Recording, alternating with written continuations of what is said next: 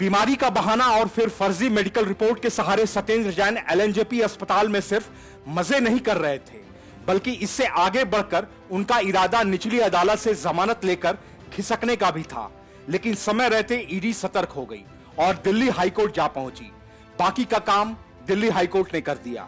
High court ने निचली अदालत को यह निर्देश दिया है कि सत्येंद्र जैन की अंतरिम जमानत याचिका पर सुनवाई के लिए एलएनजेपी अस्पताल की मेडिकल रिपोर्ट का संज्ञान न लिया जाए। न्यायमूर्ति जसमीत सिंह ने प्रवर्तन निदेशालय की उस याचिका पर जैन से जवाब मांगा, जिसमें अनुरोध किया गया था कि जैन का चिकित्सीय परीक्षण एलएनजेपी की बजाय एम्स, आरएमएल या सफदरजंग अस्पताल में कराया जाए। दिल्ली हाईकोर्ट ने निचली अदालत को निर्देश देते हुए कहा कि निर्देश दिया जाता है कि विशेष न्यायाधीश सुनवाई की अगली तारीख तक एलएनजेपी की ओर से दी गई मेडिकल रिपोर्ट का संज्ञान न ले। मामले पर अगली सुनवाई 17 अगस्त को होगी।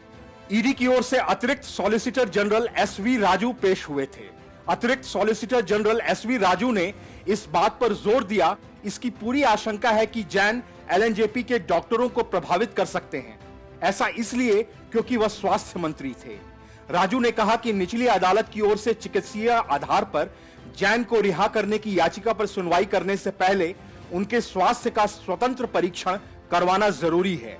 ईडी ने इससे पहले याचिका में अनुरोध किया था कि जैन को एलएनजेपी से अखिल भारतीय आयुर्विज्ञान संस्थान, राम मनोहर लोहिया अस्पताल या सफदरजंग अस्पताल में भर्ती किया जाए।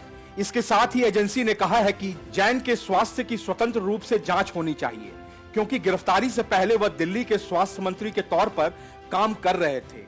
जैन को धन शोधन निवारण अधिनियम के तहत 30 मई को गिरफ्तार किया गया था और पुलिस हिरासत के बाद न्यायिक हिरासत में भेज दिया गया था। इससे पहले ईडी ने जैन के परिवार और उनकी कंपनियों के 4 करोड़ 81 लाख रुपए की संपत्ति जब्त कर ली थी। Bureau report, news of India.